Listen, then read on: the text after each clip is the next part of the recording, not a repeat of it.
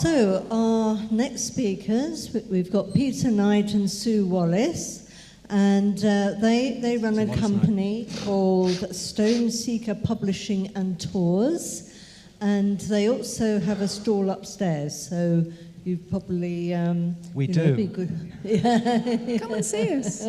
So do go up and visit that. Now, they've been friends of the symposium for many years, and it's lovely to have you back again. And very much looking forward to their talk today. Okay, a big hand for Peter Knight and Sue Wallace. Thank you, Helen.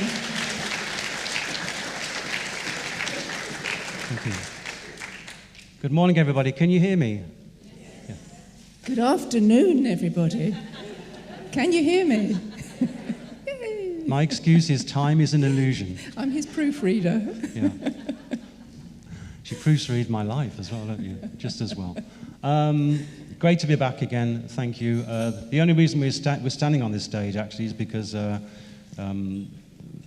somebody has passed over to the other side. So we actually wanted to dedicate this talk to Alan, who is now residing in the Hall of the Ancestors. So that's our latest book, Landscapes of Memory. What's it all about? First of all, for those of you who don't know us, we are two people with a passion for ancient wisdom and for the earth. We lead mindful walking weekends and cave and full moon gatherings and other events at sacred sites, such as Avebury and on Dartmoor. And over the 28 years, we've published 14 books, many of which are on that table upstairs. By sheer coincidence, it's amazing how. So we've been blessed. It's in these three particular books that things really came to the fore in terms of realizing the value of walking the land, tuning in, being receptive to what the land had to say to us, combining solid research, which we do, like Giles you saw earlier on, but also with experience. The landscape holds a presence, we realized, and memories that it wanted to gift us. So we're always of the belief, in our last two books, you won't find the word discover in any of them. We believe we don't discover anything. Things are received as gifts because it's the land that holds these memories. So in our Albion Dreamtime book, at the top there, that's when it really came to the fore. When we sought out, we talked about this in 2019 here, if some of you remember, and we were seeking the natural hunter-gatherer sacred places of Britain, and we found 100 of them, pristine, that you could go and visit, which we knew the Mesolithic and Ice Age shamans were going to thousands of years ago. And at such places we were gifted chants, songs, healing, guidance. The land shared some of its memories with us. How blessed were we? So our latest book, Landscapes of Memory, covers over our 30 years of exploration across the UK, Europe and beyond, plus the latest research into shamanism, indigenous mindsets, and sacred landscapes, and how this links with what we've experienced. It's there. So there's the main parts in the book, and we're going to give you a little flavour. We'll probably just get through a fraction of what we're offering in the book, but we thought we'd just give you a little flavour today, and hopefully it all links together into some sort of coherent story. We go right back to the origins, and by origins I mean our Neanderthal cousins. Somebody once said the prehistory is the study of our own consciousness, and I totally agree. The Neanderthals were in Europe from 300,000 to around 30,000 years ago. They are our lost cousins. And there are several, they're more sophisticated than we thought. I couldn't make any of these statements about Neanderthals even just 10 years ago. Neanderthal flutes have been found now, and burials over 100,000 years old, and painted art on stalagmites in some Neanderthal caves. This is all new stuff to show that our cousins were cleverer than we've given them credit for previously. There is even evidence of Neanderthal bear cults across Europe. And Neanderthal, Homo sapien, and Denisovan genetic hybrids have been found. Thank you, Andy Collins. And 2 to 3% of Neanderthal genome is present today in all non-African modern humans. That's most of you and me. 2 and 3%. I think the percentage is slightly higher in certain politicians I can think of, but perhaps that's insulting the Neanderthals, perhaps, when I say that. Modern humans arrived in Europe about 5,000 years ago. During the cold freeze of the Ice Age, they were more intelligent, agile, creative, and resourceful than their Neanderthal cousins, and they quite literally outcompeted them. So really, they are us. They are us in every way. Their energetic and DNA imprint is in all of us today, perhaps just waiting to be recognized. These people only took what they needed. This is why they really appeal to us, and they've got lessons for us today. They had a symbiotic relationship with their lands.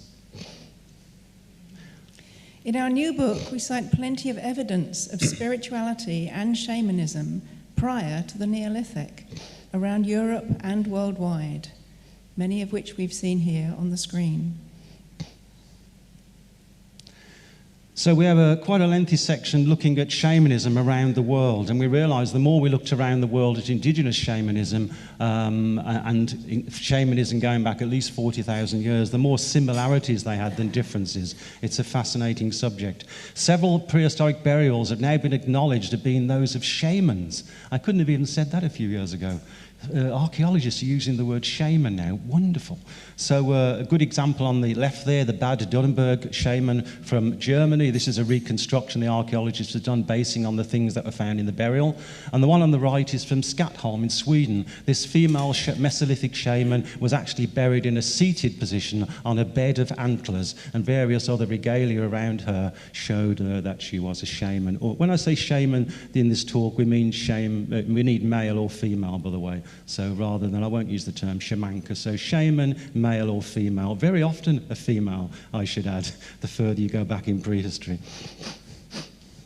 So what is a shaman? They have a spiritual connection with their land, a deep connection. Their reality is one of the infinite consciousness. They officiate in rites of passage. They have otherworldly journeys. They intercede between spirit and this world. And they more than anything, they do healing for their tribe and for the land. And the universality of practices across the world is quite unbelievable.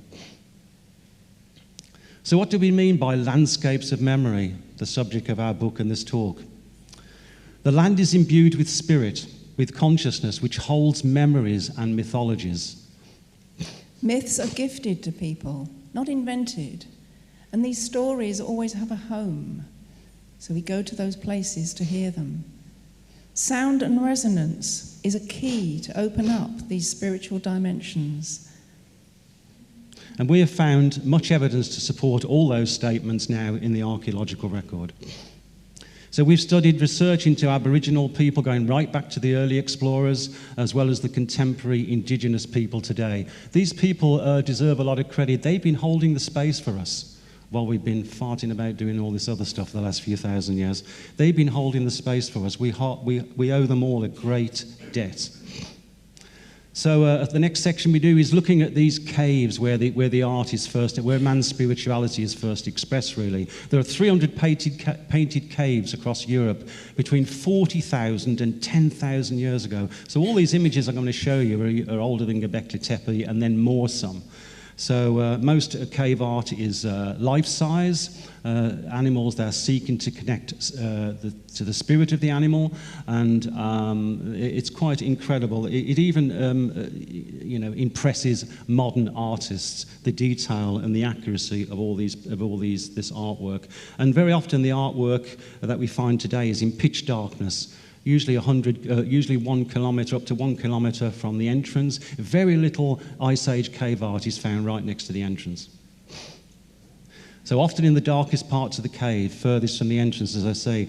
And researchers nowadays think that the ancient Ice Age rock artists were actually like the indigenous today with their rock art. They believe rocks is merely a membrane that you can pass through to the other world, and also invite the ancestors and the spirits to come through into this world. So a rock surface may seem solid, but of course we know it isn't really. And these animals, these cave paintings, can be actually animated by flickering torches. So all of these shown here are 25 to 15,000 years ago. You can see some of them are handprints and stencils. We'll come back to that later.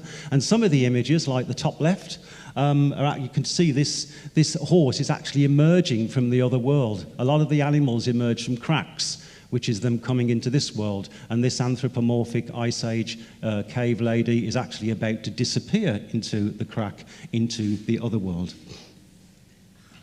So sacred sound, it's an aspect of underground places. The cave art is often concentrated at the particularly resonant and acoustic hotspots, often marked by painted dots. And at these places, the echoes of chants and drums sometimes comes back like thundering hooves of the herds of animals. And these such places also produce infrasound. You may have heard quite a bit about that over this weekend. So infrasound, although you can't hear it, as you previous speakers have said, it can have a profound effect on your body and your consciousness. So plenty of evidence, I think, of Ice Age shapeshifters, just a few examples of many that we give in our book. So these are either images of people shape-shifting into another beast, or even the shamans donning masks to enable them to do that. Some very famous ones there, which we go into at depth in our book. So the shaman was in the Ice Age caves thousands of years ago. Caves of memory, we call them. If we can decode them today, they have a lot to tell us, and they do.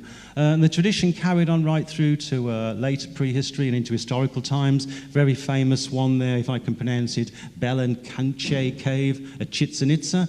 The Mayans had gone into this cave deep underground, and they'd left ritual objects there. And of course, if you have a look, the actual stalagmites and stalactites look like a tree. So is this the tree of life? Is this the cosmic axis that links the worlds? And of course, people would have gone in there for initiation. You might have been left in a cave for days, weeks, and if you come out of the cave alive, you have passed. So, we can only imagine when we take tours into caves today, and that's what would have been experienced by our ancient ancestors who really did see this as a rite of passage, either to become a shaman or to become an adult. So there's also a category of outdoor rock art. Some of it engraved, some of it painting. Most of this is more recent than the Paleolithic Ice Age cave art. But again, a lot of it expresses the concept that rock surfaces are merely membranes to other worlds. And they're often situated at soundscapes. They're often where the echoes are particularly prominent. Is this the ancestors returning their calls? And also where water seems to be involved a lot. And also a lot of images seem to be elongated on this rock art. And a lot of people who go into trance today, Western or otherwise, often speak of the sensation of being elongated as you go into trance, as you leave your body. And there we have it on the rock art. Look at this one, morphing perhaps from a serpent. He's actually coming out of the crack in the rock. And these are three Aboriginal spirits coming out of this dark cave. Von Daniken would love that, wouldn't he? That's an astronaut. No, it's these dreamtime spirits. So look at these. Hopefully you can see them with the lights on the screen. I mean, look at these spirits literally coming out of the rock in the Canyons National Park in Utah. And this is a place of great echoes. So as you're looking at these images coming out or in or out of the rock, the people drumming in front would have got echoes all around them. So the soundscapes of rock art is really important. And it's speaking back at you. It is, returning your call, returning your drum. We'll go on about that very shortly. Some people from California here might know Painted Rock, this huge yoni of a rock that you go in for rebirthing. And it's sacred to the Shumac Indians. It's literally the vulva of the Earth Mother, rich in acoustics in the middle, and also rich in entoptic art. So what do we mean by entoptic art? These images go right back, we realise now, to the Ice Age cave art. They're supposed to be the images seen when somebody goes in and out of a trance. And these are recorded by indigenous cultures today. It's amazing how the indigenous cultures of today are painting exactly the same entoptic patterns as the people 40,000 years ago. There's often more to this than meets the eye. Sometimes they double up as soundscapes. I think Giles mentioned this. Some of these swirling spirals spirals might actually be the result of them seeing these spirals going round in incense smoke. I think Paul Devereux did a lot of good work on this years ago. So entopics, acoustic spirals, they're all signs of trance. And our research into caves is ongoing. We find it's about letting go, embracing the darkness. The only thing you need to be frightened of in a cave is in here. Okay, and that's general. That's such a general thing in humanity anyway. It's all in here. So it's about embracing the darkness and, to be honest, the truth. So 5 years ago we showed this one. We're going to go back because we've done a return trip to there. Thor's Cave in the Peak District, this ginormous cave. It's like walking into the carcass of a dragon. It's absolutely incredible. Prehistoric remains were found in here. It's acoustically resonant. Entoptic patterns, again, those trance signatures were found on whistles in here. And also a seated burial was found, you know, a bit like the one I showed you earlier on from Sweden. They found one of these in Derbyshire. So see, it's the universality of shamanism is amazing. You might remember last time we showed that we worked out that at the solstice, for about a week, the sun would shine through the side passage, the side entrance, and just before it set would light this rock up that looks like a megalith. And can you see at the top? You might remember there's this bright, luminous rock on the top that almost looked like a block of quartz. And the seated shaman burial actually was very close to this. So we had to go back and have a look, because I wanted to climb up there and have a look what this big luminous rock was. Find out what it was. But look, that's the scene in 2018. This is exactly the same scene. It's not there. The sun wasn't out. It was raining. It rains in Derbyshire, yes. And actually, if this was a more clearer, darker room, you'd be able to see that that has been replaced by a dark rock. So this is sun dependent, which would have made it even more magical. And we'll go on later on how the sun sometimes empowers places. So this only happens every year at the solstice. And we put details of how people can go and do this in Albion Dreamtime. But sometimes, even back in the Neolithic, it wouldn't happen at all that year if it was a cloudy year. So that would have made it an even more magical phenomenon in ancient times. So that's Thor's Cave. It's a place of great resonance. For the first time on our return trip, I went right to the back. It's a dark slide because it is dark, right at the back, no natural light, and the echoes were incredible. I just hit the right resonance with my drum, and it sounded like I was surrounded by 20 drummers, because the echo was coming back exactly in tune with me. So did they see that in ancient times? Did they know the physics of echoes, or did they see that as the spirits drumming back to them? So drumming, the repetitive beat of drumming, changes our brainwaves and our consciousness. It takes us into that theta state, which is what we go into with meditation, or when we're drifting in or out of sleep from a waking state. We found on our particular questings that sound has become a key element, not just tuning us in, but more than that. We seek to enchant the land. We talk about enchanting, and we mean something magical, something really special. And it's got that word chant in it. Well, there's a clue, isn't it? And singing can actually waken up the land. Even the Aborigines, they talk about their song lines. They walk and sing their song lines. And they say that it rejuvenates the land. And in doing so, the land rejuvenates them. Very magical interaction. So it's sound that drives the universe. I think this has been mentioned by a few speakers earlier on. So the commonality of all this between different speakers who are looking at things from their own way, and they're all realizing how important sound is, I think has been a common feature that I've seen threaded through this conference this weekend. So we want to get you to experience something for 2 minutes. Are you up for something? Are you up for? Yay! Yeah. We're just going to do it for 2 minutes. You know, the shamans would have done this in a cave for weeks. You're welcome to come on our journeys. We take people into caves and out onto the open moor. Everybody's come back alive so far, haven't they, I think? Yeah, that's what we always aim to do. Look after our people. So Kokopali is up there, the god of love, sound and music, just to help us. So if you could all put your feet on the ground, please. Yeah. and close your eyes.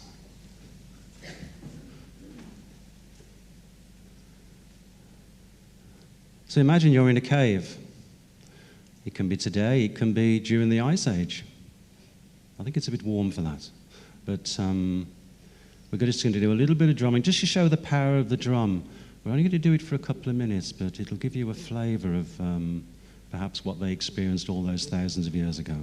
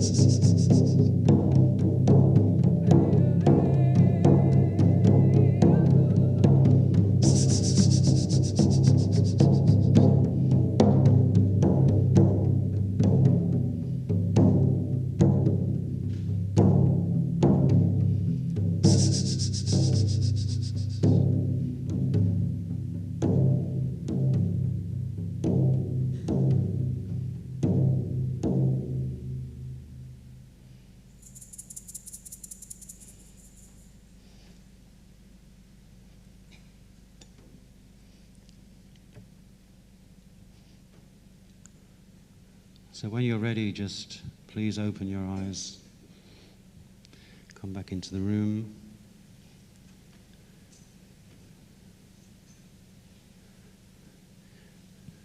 This is a little bit of what we're against, really, because we always say, you know, drum circles are great in town halls and village halls and all that sort of thing, but you can't, there's no substitute for doing it on the land. Why wouldn't you want to do that? That's where it was first done and practiced. But we just wanted to give you a little flavour of the power and drum. Did anybody have a good experience there? Did it all feel quite nice? Yeah, good, okay.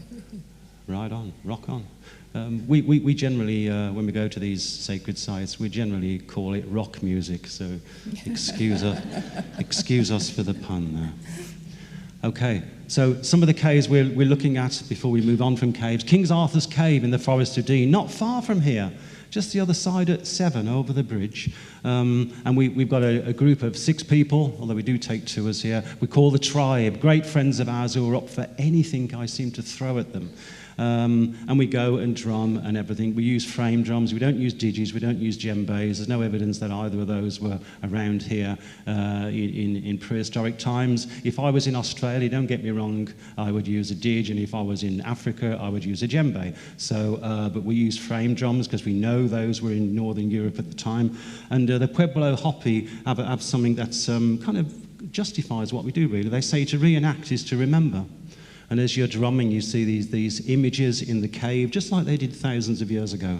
There's another cave in the Forest of Dean, which we've deemed the Heart Cave. We go there and drum and experience, send the love, like Giles was saying, down the ley lines, down the energies. But sometimes we put down our drums. We might light a fire, responsibly, of course. We sit in silence, or we may share stories, and we slip back to the Ice Age. But sitting there, we can receive the wisdom from the land which holds the memory. It will tell us the stories if we have an open heart just to listen. So remember I showed you some Ice Age, and there's also some more modern indigenous cultures that do handprints. And the power, we wanted to experiment this, so at the Heart Cave, we got everybody bottom right to put their handprints. We got some natural paints, we got some earth, we got actually some ochre from the cave itself, which occurs naturally in the cave, because ochre, we do a whole section on ochre, how sacred it is in our book. And when you put your hand on your handprint and you do it, wow, what a connection that is. And you can see why they were doing it thousands of years ago and why the Aborigines still do it today. You can almost feel your consciousness merging with that of the rock. We put these handprints near the outside of the cave where they would be washed away afterwards, but in ancient times there were some handprints in the ancient caves that are 40,000 years old. And this process gave us a huge respect for the Ice Age artists. It's not as easy as it looks. It was like play school, wasn't it? It was like play school. We made a real mess. But it's what's in here that matters, not the quality of what you do, yeah? Avalon's Hole, probably the closest site to here in our Albion Dreamtime, just in the Mendips in Borrington Combe. Some of you have probably been there. A Mesolithic cemetery, very unusual to have a Mesolithic cemetery in Britain, but so resonant. You go down this 45-degree slope to where the place is just alive with sacred sound. So we had to take our tribe down here. We had a great time. And as you're flickering your torches, you're seeing all these images, these natural images on the cave becoming animated in the torches. So was that what happened thousands of years ago? And actually at the back of the cave, the other side of that grill, they found some entoptic patterns. So trance was going on there thousands of years ago. Sometimes I find clothes to be a real bind. Well, you're going to the womb of the earth, aren't you? You know, did you come out wearing clothes when you were born? I don't think so. So the cave you seek holds the treasure. Sorry, the cave you fear to enter holds the treasure you seek. Joseph Campbell. And if you look up from where we're drumming in Avalon's Hole, well, look at this. Wow. Can you see her, the cave spirit? She's about 6 foot long. The cave has been dry for several centuries, so this was almost certainly there, looking like that back in prehistory. And she's facing in towards the darkest depths of the cave. One cave we haven't mentioned before, because we hadn't been there when we did Albion Dreamtime, is Pavilon Cave. Some of you might have heard of that, Pavilon Cave.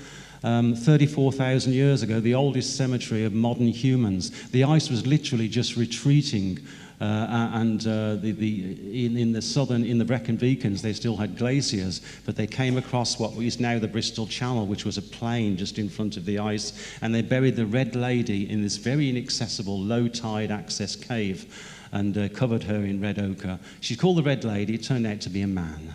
And as we arrived there at low tide, this huge yoni-like cave just yawns above you. But I spotted this vein of quartz going right across, and it felt like that was the portal, that was the threshold, and we felt we had to stop and ask for permission to enter. And when we went inside, I actually stood at the place the Red Lady was found next to. They found a full skeleton of a mammoth skull with tusks in place next to the Red Lady. So was that the Red Lady's? Was that the Red Man's totem animal? We don't know. It led us to do a whole section on the magic of quartz in the book, in the new book. And all across the world, Aborigines, Native Americans, they hold quartz as being so special, so magical. So whether it was 40,000 years ago, standing at the edge of a cave, or whether it's today. We are always walking in the footsteps of our ancestors. But more than that, we stand shoulder to shoulder with them in their presence. They're here now. In their presence. So the Dreamtime mythologized landscapes, we talked a bit about this before. I think we just need to do a little bit just to refresh ourselves. What is the Dreamtime? The concept is that the land, the earth, was created by creator beings and gods. Myths are draped across the land, any Aboriginal will tell you, a land that is imprinted with memory, and that the Dreamtime is still now. There's no time in the Dreamtime, it's still now. And it's evidenced by local outcrops. The white man called these the devil's marbles, but they're known as the eggs of the rainbow serpent to Aborigines. Can you see how things get corrupted? The devil's marbles are actually the eggs of the rainbow serpent. So somebody once said of Australia, it's actually not a land mass, it's a story mass. So stories are there in the land before the Aborigines even got there. Can we get that concept round our head? The stories were in the land before the Aborigines arrived. Consciousness is in everything. So how are the Dreamtime stories gifted by the land? Well, I'm sure you can all see the face in that rock, simulacra, but also sensing the pulse of the earth, as dowsers do and anyone who's sensitive. Shamanic journeying and ritual, that goes without saying, and contact with the elementals and ancestors. Natural phenomena, lightning, fog, lovely misty morning this morning. And wisdom from the land can be absorbed by osmosis subconsciously. We just sit quietly and it will seep into us. They are landscapes of memory, everywhere, everywhere. I came across this wonderful quote by J.R. Tolkien in his kind of biography or an intro to one of his books. And he said, "I always felt I was writing something that was already there." Well, it was. He went all over, as you know, to ancient forests and stone sites. So was he too gifted the stories and the legends, as well as the research he did into Anglo-Saxon stuff? I think the land, his connection with it, had a big role to play in Lord of the Rings. So journeying into Dreamtime symbolic landscapes, it requires a shift of consciousness, seeing with ancient eyes, opening our hearts to the land and its love, seeing the world how it really is, and being a free thinker. I don't suppose there's any free thinkers in the room, is there? Being a free thinker, make your own mind up about everything, as you know. Our heart and senses are our principal means of knowing. And respect. Always ask permission to enter a place. The genius loci may not grant you permission, but you need to find out why. And leave nothing behind but gratitude and love for what doesn't respond to love. A couple of examples of symbolic landscapes there, which was shown before. The speaking rock, on Dartmoor, perhaps it did speak in ancient times when the shaman was loaded with magic mushrooms. We don't do those on our tour, do we? No. And it's the worst for Bring us. your own. Yeah. And this is actually up near Leek, looks like a Buddha. And one archaeologist, Prophet Nabenda, said, to Aboriginal cultures today, striking natural features are the sacred places. We went to Sardinia. And you can see at Arzecina in Sardinia, there's something up on the top of the hill there, isn't there? An outcrop overlooking the whole village. We knew we were onto something when halfway up the hill you see a Christian shrine. What are they Christianizing? Mm-hmm. Or trying to? So you get to the top, can you see it? This huge outcrop called Rocchio El Fungo, mushroom rock. You can see the size of it. There's me like a little gnome sitting underneath it. And archaeology proves that this was a ritual centre in the Bronze Age. It's totally natural, but it was a ritual centre. Of course, a society that was using psychoactive, hallucinogenic substances, plants, would have found this place immensely interesting. And of course, we feature lots of natural giants and things like in the rocks. And this is what gave people the idea when the megaliths started to be erected, by bringing the stones. These are all from Avebury, but there's more examples in the book. Bringing the rocks that naturally had these faces on them. The shark stone, the horse stone, this antlered head here, the monk stone in the avenue.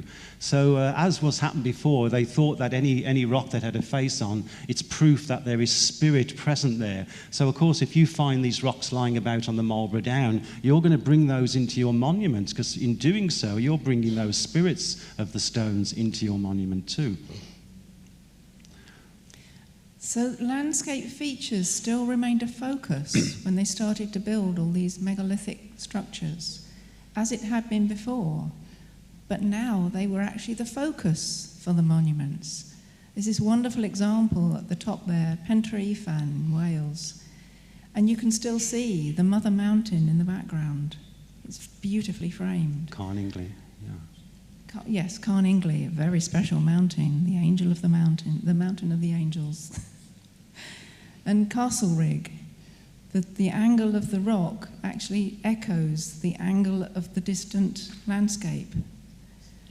And this one's on Bodmin, I think, down the bottom here, lining up with this wonderful mountain with a notch in it. Rautor.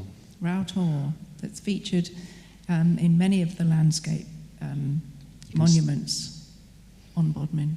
Yeah, most stone circles on Bodmin you can see Rautor from. They are referencing Rautor as being the sacred mountain.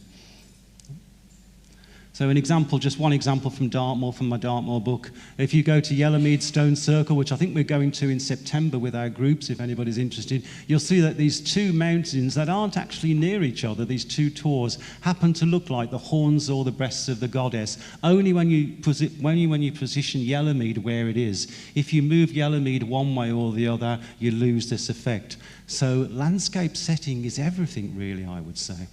So when we take our groups on our tours, we always say, pay attention to the landscape setting. Why is this circle here and not over there? How does it fit into the extended landscape? It's all part of a bigger picture. Talking of a big picture, you've all been to see the Cern Giant. I think we can safely say it's male symbolism, yeah.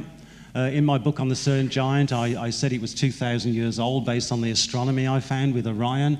And you know, they've just pushed back the Cern Giant another 500 years. If they go back another 500, they'll be spot on. Sometimes we have to wait for academia to catch up, but you know that. So, but look at the shape of Giant Hill. It's a phallus on the landscape. They put the giant right at the tip of it. And look at the spring. The spring is literally ejaculating from the hill. And look at the opposite side of the phallus, you've got Weem Hill. Weem is this pregnant-shaped hill that juts into the valley. Weem is an obsolete form of wem, which means uterus or womb. You could not make it up. The Druids saw that, of course they did, and that's why they did the giant. And their equinox are not aligned, sunrises and sunsets, so you've got yin and yang perfectly aligned when the earth is aligned at the equinox. That's a beautiful example of a dreamtime landscape. So we went to Greece, wonderful sights in Greece. One of the most spectacular, Delphi, this famous oracle site way up in the mountains with the most amazing landscape. But not just the wonderful views. There's a cave, there's a very interesting rock outcrop that has legend, and there are springs. And it was also the site of underground fumes coming through, causing oracular altered states. So if you look at the Dance of the Dragon has already been mentioned, I think Giles mentioned it earlier on and some others, by Mailer and Broadhurst. They've got this ley line that goes right across the whole of Europe, starting in Ireland and ending at a village called Armageddon. But something very special happens when the energies go through the temple of Apollo. Can you see that coming through the temple, minding their own business, then all of a sudden they take this huge U-turn. And what they're after is a natural outcrop called the Rock of the Sibyl, an oracle site. The energies go out of their way to find this natural rock, and there's us on our visit dowsing those energies. So natural outcrops. I think the caves and that outcrop were there before anything else at Delphi. They're the original sacred sites. And we went in the museum because there's the famous Omphalos stone that some of you might have read and seen yourself at Delphi, which has now been moved into the museum. But just because you move something doesn't mean the energies no longer work. We were desperately running around the museum. It was shortly to close, so we were trying to find this Omphalos. We knew we had to see it, running from one room to the next. And finally we hit the entrance to one room, and we were literally knocked back by the energy of this amazing Omphalos. When we studied it in detail, we would see all these little nodes and these lines crisscrossing it. And then during my research on the Aborigines, I found a drawing made by an Aboriginal elder of the ley lines going across, the sung lines, same thing, I guess, going across Australia. And it struck me how similar this is. Ancient Greece, modern Australia, but based on a much older tradition. And of course, I think as Giles mentioned earlier on, everything is connected. These song lines go right around the world, and this is why I guess the world is in such a mess, because you affect the planet in one place, and that harm goes all the way around the planet. But it's also our point of power, as Giles said earlier on. Where are you, Giles? No. Brilliant presentation, by the way. Thank you. He is our agent. Yeah. No. So as Giles said earlier on, you can activate any of these points, and the love will go around the planet. So these lays and song lines are meant to be walked and sung. Open up the land, make it sing again. So another temple we went to in Greece, Eleusis, a huge temple complex. But again, it has several named wells and springs. These were the entrances to the underworld associated with Persephone and the Demeter myth. So all those natural places, very important. I love this saying from a Hawaiian shaman. The land is not sacred because the temple is here, but the temple is here because the land is sacred. So hardly anybody goes to this corner of Eleusis. It's a rock outcrop with a rock shelter behind, with a small shrine at the end. And while we were there, we actually realised that Eleusis actually means gateway, gateway to the underworld. And this rock shelter is known as the Plutonium, the entrance to Hades for the ancient Greeks. And it's actually where the Apollo line energies come straight through the outcrop. Surprise, surprise. And where we douse the energies coming through, can you see that little elongated dragon head? That's hanging right over us, marking where the energies come through. You could not make it up. And indigenous cultures globally speak of rock shelters being entrances to the underworld. So you don't need a vast cave. Just a simple rock shelter, like we saw in the Forest of Dean, can be enough. So also at Eleusis, if you go to the far end where the museum is, if you've been, you will find you've got a view of Mount Karata. Karata means horns. So we think they're the horns or breasts of the goddess. They're overlooking the temple of Eleusis. No coincidence. We went to the Acropolis, of course. When in Greece, you have to go to the Acropolis. And although we marvel at the great temples that the Greeks built, we thought as we do, what was there before? Surely this whopping big hill coming up from out the landscape must have been sacred. And we think it was a Mesolithic sacred site. If you go up and look at the Greek buildings of the Acropolis, you'll see they're actually paid great respect to the rock outcrops. It would have been easy to chip those off and have a lovely, nice, neat, straight wall. But no, these rocks were sacred when the Greeks rolled up, and there's lots of examples of that around the Acropolis. They haven't done a nice straight wall or gone round it. I mean, look at the workmanship to do that. And it's quite a soft sandstone as well. It would have been easy to face off. And also around the bottom of the Acropolis, there's lots of cave shrines. The caves, of course, would have been there before anything the Greeks built. Caves and springs. So in Mycenae in Greece, some of you might have been to Mycenae if you've been to Greece, there's the famous Lion Gate. Yeah. It's actually should be called the Lioness Gate, but because most early archaeologists are men, of course, it's the Lion Gate. There's no mane, there's no genitals. It's the Lioness Gate. That's what we want to rename it. They're two female lions, but look what's overshadowing it. The whole of the site is overlooked and dominated by this triangular mountain. You see that a lot in Greece. And that also applies at the Temple of Artemis at Brauron. We see this pyramid-shaped Mother Mountain on one side, and on almost directly opposite, on the other side of the temple, are the breasts of the Earth Mother. Landscape setting is everything. All about landscape. So look at this one. I love this one. Cueva de la Menga. It's a huge, massive dolmen, chambered tomb, one of the biggest in Europe, near Malaga in Spain. It's Neolithic, but when you look out of the entrance, which is aligned to the summer solstice sunrise, look what you see. Can you all see that? It's a face. And at midsummer, the sun comes right out of its lips. So the mountain, unbelievably, is called the Lovers. So this is when the sun meets the earth. It's that kiss. That's why the mountain's called the Lovers. The whole of that entrance and the tomb is aligned with that midsummer sunrise coming out of that mountain. If you move the tomb anywhere else, that can't happen. At Menorca, famous for its T-shaped megaliths all over Menorca, we found at every site we went to, there's a spring and there's a cave around which all the megaliths were built. The spring and the cave were the original sacred sites before the megaliths rolled up. And we do a study of this similar concept all around the world. Cave systems and chambers are often found under many of the pyramids around the world. Is it this evidence of the three-tier cosmos? You have the underworld, you have the Middle Earth, if you like, and then they're reaching up towards the cosmos. Later replicated, of course, in churches with spires and towers. Look at this one. I see the Great Giza as having this. Here's the underworld, here's Middle Earth, and it's all reaching up towards the cosmos.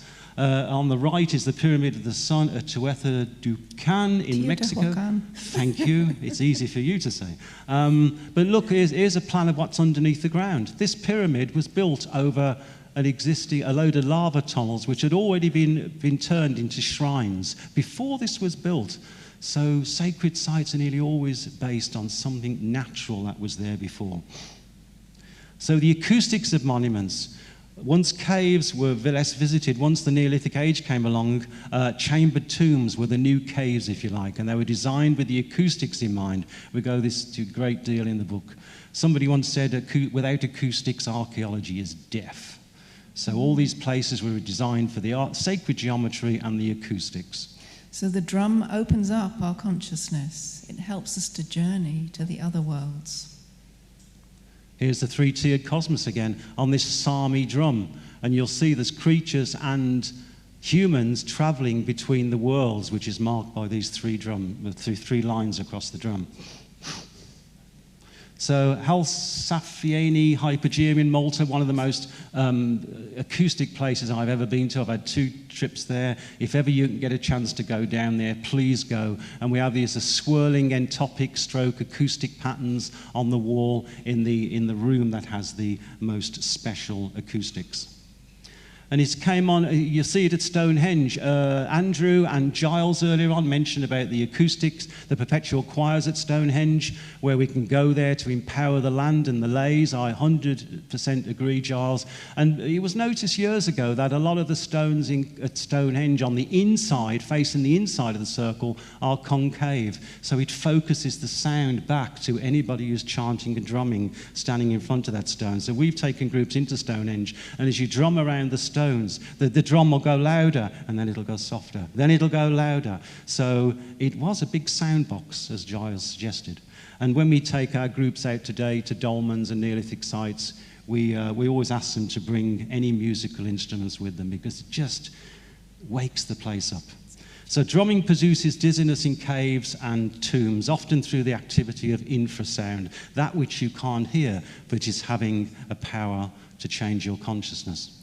So we are often told to chant before actually entering a place.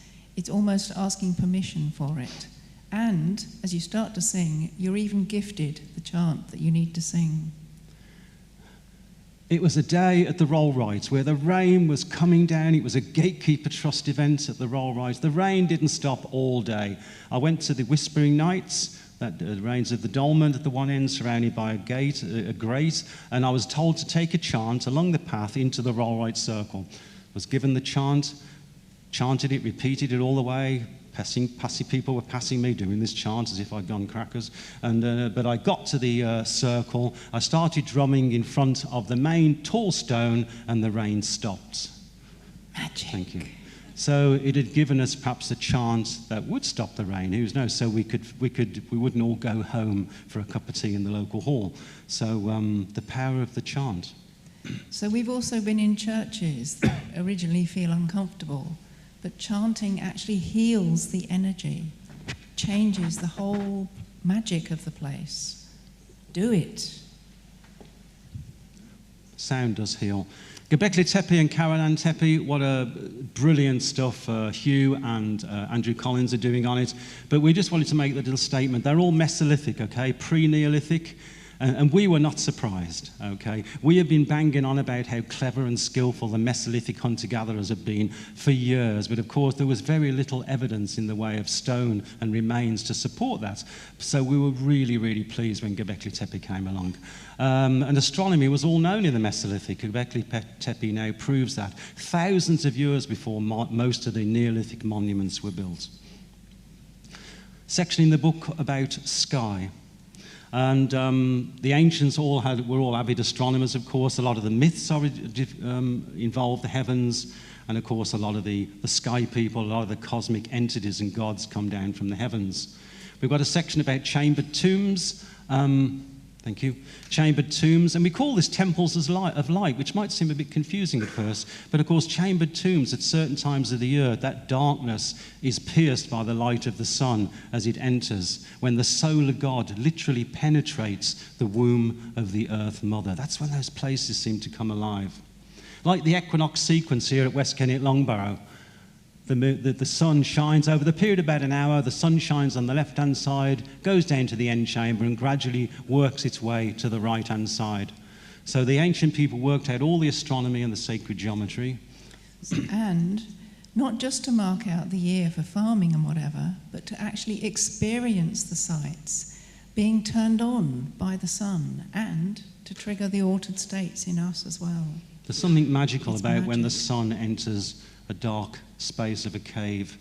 Some more images there of us experiencing the sun and the moon.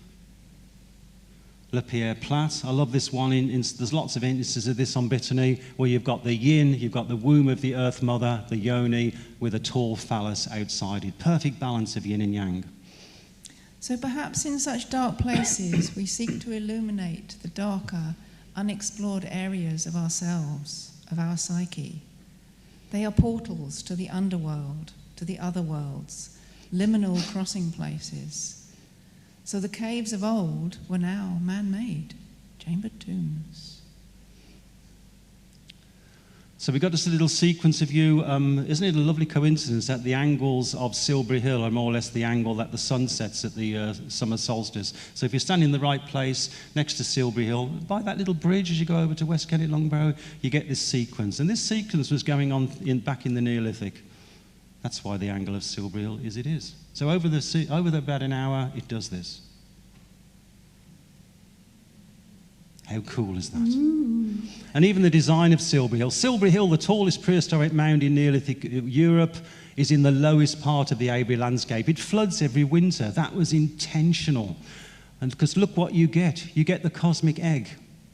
And it's only the Mary current that spirals up Silbury and spirals back down. The symbolism is all female. We have a section in the book called The Fall. The world is changed. I feel it in the water. I feel it in the earth. I smell it in the air. Much that once was is lost, for now none live who remember it. The first words of the films from Lords of the Rings. We're not going to go into too much detail. Time's getting on and we want to do some drumming for you. But there's a whole list there of what's gone wrong. Deforestation, cities, farm, land now being owned, 5G, AI. Dear, what have we been up to? Control, distractions, governments paying lip service to environmental issues. We have information overload, don't we? But we know something's wrong. And we have a section on this in the book. And it's all about our wings being clipped, really, isn't it? So yes, for civilization clips the wings of our spirit, and we seek to return to innocence. All man's aspirations will amount to absolutely nothing if our ailing great mother can no longer support us. She will not, however, allow nature to be destroyed. She won't, rest assured. So there's a paradox in the Neolithic. For all the wonderful structures, whereas farming spread, something happened to mankind. Harmony between man and nature was ruptured. Population growth was unleashed, and people were more settled, but a lot less healthy. It birthed external gods, goddesses, all off the planet now, and eventually the one God. And I'll throw a question which we discuss in the book a bit. Why do we even assume we are at the pinnacle of the hominid tree? It might turn out through our own actions that we're just perched on another terminal twig, like the Neanderthals. We shouldn't take anything for granted. The earth can start again just like that. It's had to do it several times in the past. Food for thought, ladies and gentlemen. And we're still falling. I think this age of technology is man's latest rite of passage, which we have to come through to get into something more beautiful. We have separated from our mother and have forgotten who we are and what we're for. And we haven't got a clue where we're going. We haven't. Loss of myths, of course, results in spiritual, psychological, and physical wastelands. It's time to wake up. Yeah? We've hit rock bottom. I love this. It's a Native American sacred site. Fantastic. So what's the point of studying ley lines, UFOs, and all that, unless we're going to do something with it? That's the point. Myths once guided us how to live and how to treat the natural world and each other. And this can be so again. Or else, what's the point? So stay positive, people. Stay proactive. Forge your own relationship with the earth, mindfully walking the land with love. Walk, drum, chant the songlines, sing your truth out across the land. Hug trees, swim naked in the moonlight. Free yourself. Yeah. Yay! Waken up your Mesolithic ancestor, because he's in there waiting. The land has been waiting for us to recall that which we've forgotten. But don't worry, the land has remembered everything. So just before we go, we've got some conference coming up not far from here. Just a quick plug. Break. You won't even notice it's on the screen. It's so subliminal. All our books are on special offer this weekend. We're going to end with about 3 minutes, if we can, of chanting. Are you up for that? Giles, my friend, come thither.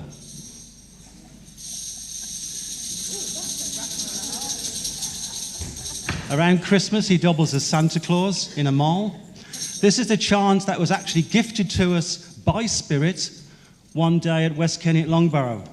And we do it on it. We wanted to share it with you, that we can share the love out and send it down the lays across the land. Because we realised some time ago that we all have a bloodline connection to the ancestors. We are all related to all the ancestors that have ever been. But we realised it can also be a love line. We can send our love back to the ancestors, because time isn't linear, so they might need our help. Have you ever thought of that? And also we can receive the love and the wisdom from them. So please join in, and until you join in, we are not going to lunch, okay? How? Bloodline, love line, bloodline, love line. Whoa, feel my love, feel my love. Whoa,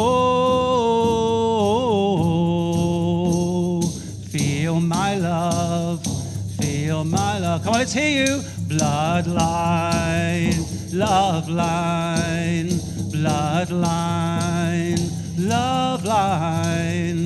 Whoa, feel my love, feel my love. Whoa, feel my love, feel my love. Carry on. Bloodline, love line, bloodline, love line. Whoa, feel my love, feel my love. Whoa, feel my love, feel my love. Woo. To the ancestors.